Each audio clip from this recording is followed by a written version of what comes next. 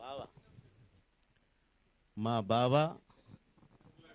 70 వసంతాలు అడ్డం ఉండకూడదు బావకి. ఏం బావ,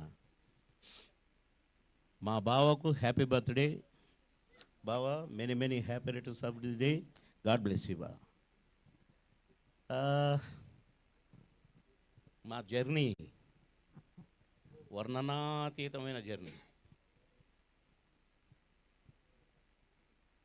అసలు నేను ఒక షూటింగ్కి వెళ్ళాను. బిగినింగ్లో నేను ఉద్యోగిగా వచ్చాను హైదరాబాదు. ఆ షూటింగ్లో పరిగెత్తమన్నారు, పరిగెత్తాను. అటు కదా ఇటు అన్నారు.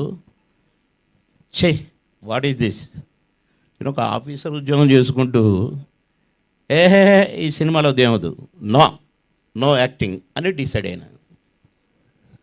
డిసైడ్ అయిన తర్వాత ఒక 3 monthsకు నాకు ఎట్లొచ్చిందో ఒక పిలుపు వచ్చింది ఒక సినిమాలో నటించడానికి. ఎవరితో అంటే బ్రహ్మానందం గారి కాంబినేషన్ అండి అన్నారు. అబ్బా ఇది ఛాన్స్ అనుకొని బాగా ఆలోచించడం. మళ్ళీ ఈ సినిమా వదలకూడదు, చేయాల్సిందే అనుకున్నా. ఆ ఛాన్స్ రాకపోతే అసలు నేను నటించేవాని కాదు, వద్దనుకున్నాను. సరదాగా నాటకాలు వేసేది, స్టూడెంట్గా బయట నాటకాలు వేసేది, ఓకే అనుకున్నాను. కానీ ఆ సినిమాలో నేను నటించకపోతే అసలు నేను స్టార్ని అయ్యేవాడినే కాదు. అది మా భావన కలిసిన రోజున, ఆ రోజు షూటింగ్లో బ్రహ్మానందం గారు అని మాట్లాడాను. ఇవాళ ధైర్యంగా బావ అని పిలుచుకుంటున్నాను. పనికొస్తాడులే అని మా చెల్లెని ఇచ్చాను. సరే ఓకే పర్వాలేదు బావా. కనుక నా బావ గురించి పొగిడితే దిష్టి తగులుతుంది. మా బావ ఏంటో నాకు తెలుసు, మీకు తెలుసు. ఆకాశం అంత బావ మా బావ. మేము షూట్ చేసేటప్పుడే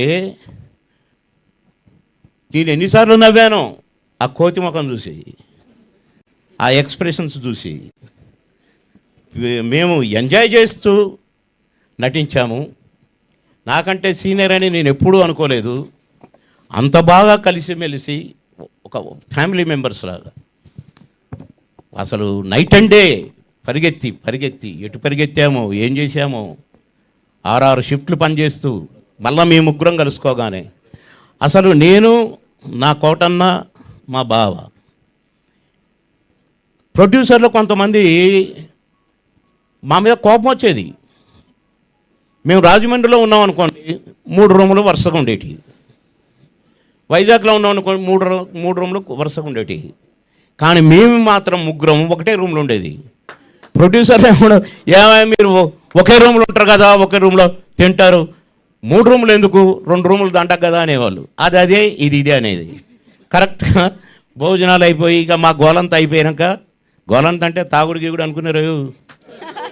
ఇక మా అల్లరి ఎంజాయ్ చేసి చాలేరా అని ఆయన అనేవాడు, ఏరే కోట అని ఈయన అనేవాడు. మధ్యలో నేను ఎంతో జాయ్ఫుల్గా ఉండేది మా షూటింగ్. మేము ఎంత అలసిపోయినా కూడా అలసట మాకు వచ్చేది కాదు, మేము ముగ్గురం ఉంటే.